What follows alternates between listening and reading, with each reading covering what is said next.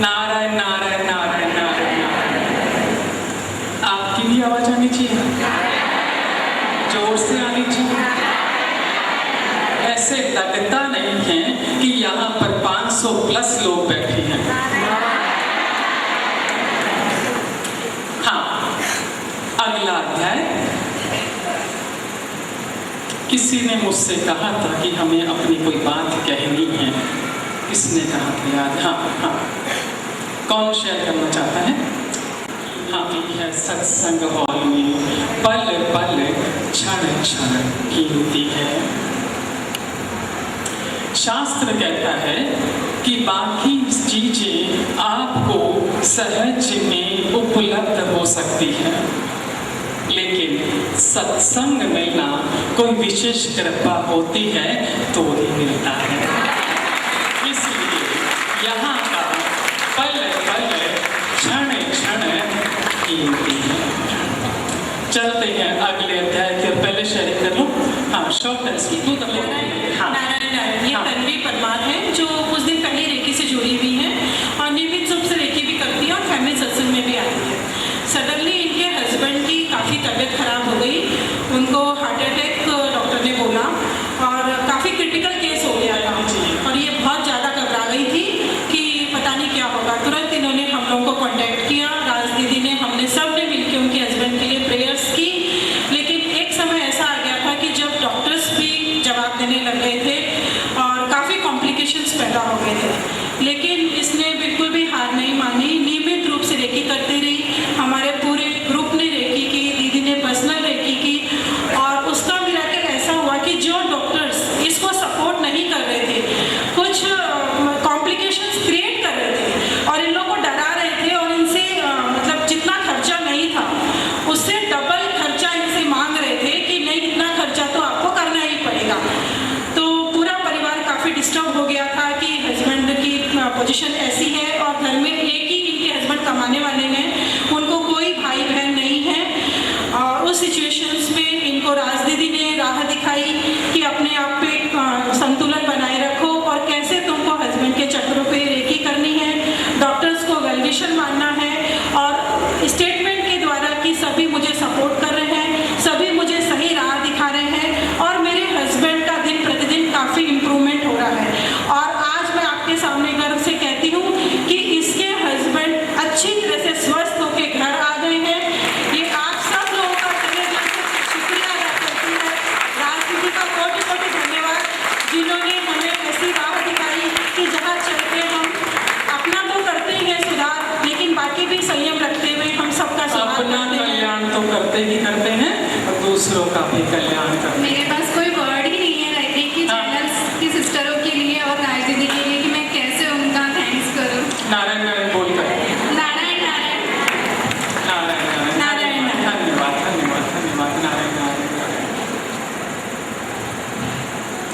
और भी कोई को किसी को अपनी बात कहनी है या हम अगला अध्याय शुरू करें? हाँ, आपको शेयर करना है? आ जाइए, फटाफट आ जाइए। और भी जिसको शेयर करना है लाइन में पहले। हाँ, राज दीदी का बहुत बहुत थैंक यू। मैं एकदम शॉर्ट में बोलना चाहूँगी। मेरी डॉटर सीए की एग्ज़ाम दे रही थी, तो उसके 3 दिन पहले उसके एक बहुत बेस्ट फ्रेंड का प्लेन क्रैश होने से एक्सीडेंट हुआ और वो बहुत सीरियस था, बहुत ज़्यादा।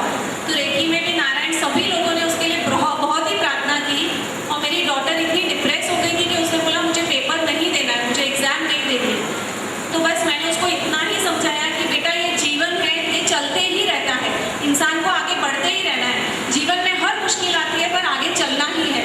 तो बोली मम्मा मैं पेपर नहीं लिख सकूंगी। मैं बोली आप नहीं यूज़ करो ही मत। उसके बाद मेरी मम्मी है जिन्होंने उसके लिए बहुत बहुत प्रार्थना करी। रेकी चैनल में भी सबने प्रार्थना करी और वो अपना पेपर लिखने गई।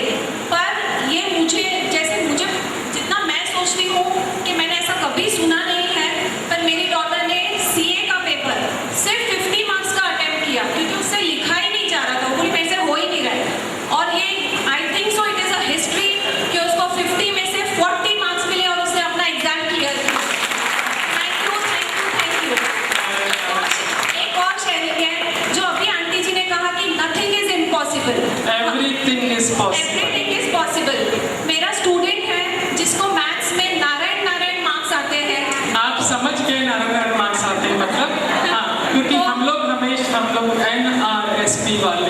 हमेशा सकारात्मक शब्दों का प्रयोग करते हैं। वो हमेशा बोलता है मिस मुझे क्लास में अच्छे मार्क्स आने हैं, मुझे मेरे फ्रेंड्स के सामने दिखाना है। तो हम उसको हमेशा बोलते रहे कि बेटा कुछ भी सब एवरीथिंग इज पॉसिबल, तुम सिर्फ मेहनत करते जाओ। और उस बच्चे ने इतनी मेहनत करी कि उसने एग्जाम में 15 on 15 पूरे क्लास में वो लड़का लेके आया और किसी को नहीं मिला। Thank you thank you thank you.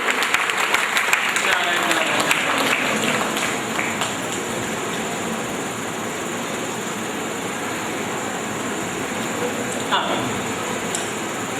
देखिए ना, जब रिजल्ट घोषित होते हैं बोर्ड की एग्जाम के उच्च शिक्षा के, तो जो न्यूज़पेपर होते हैं उसमें लड़कियां फोकस होती है और हमेशा हेडलाइन होती है कि लड़कियों ने बाजी मारी।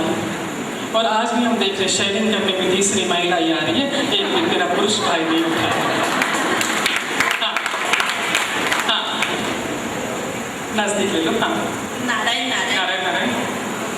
नारायण नारायण मैंने अपना ऐड दिया है सत्युग पत्रिका में, और जैसे ही मतलब जिस दिन वो आई उसी दिन से मेरे पास इतने सारे क्लाइंट्स आने लगे हैं। मैं पहले सोचती थी कि क्लाइंट कहाँ से लाऊं, और ये इतना बड़ा पंगा लगता था कि मैंने जॉब छोड़ने तक की तैयारी कर दी कि मुझे नहीं करना है ये जॉब।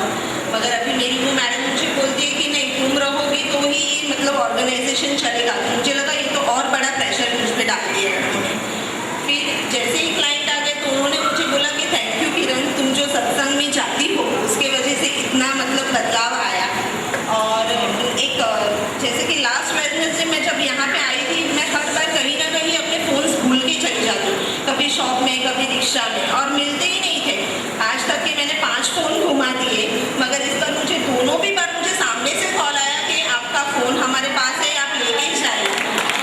मैंने नारायण हेल्प यूज़ किया था, और ये प्रोग्राम करने के बाद काफ़ी सारे चेंजेस, लाइक मेरे सैलरी में भी काफ़ी इंक्रीमेंट, जैसे मुझे बताने की ज़रूरत नहीं पड़ी, उन्होंने मुझे सामने से बोला कि ये तुम्हारा गिफ्ट है। और एवरी 6 मंथ में मुझे इंक्रीमेंट मिला। तो ये मैं जबकि मेरा लोन अमाउंट कट होकर मेरे पास सिर्फ 500 रुपीज़ आते थे, मैं सोचती थी कि ये 500 में ट्रैवलिंग निकालूँ, बच्चे की फीस भरूँ, क्या करूँ।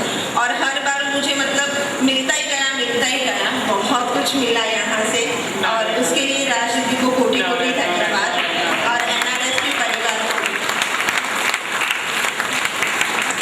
धन्यवाद आपका, धन्यवाद।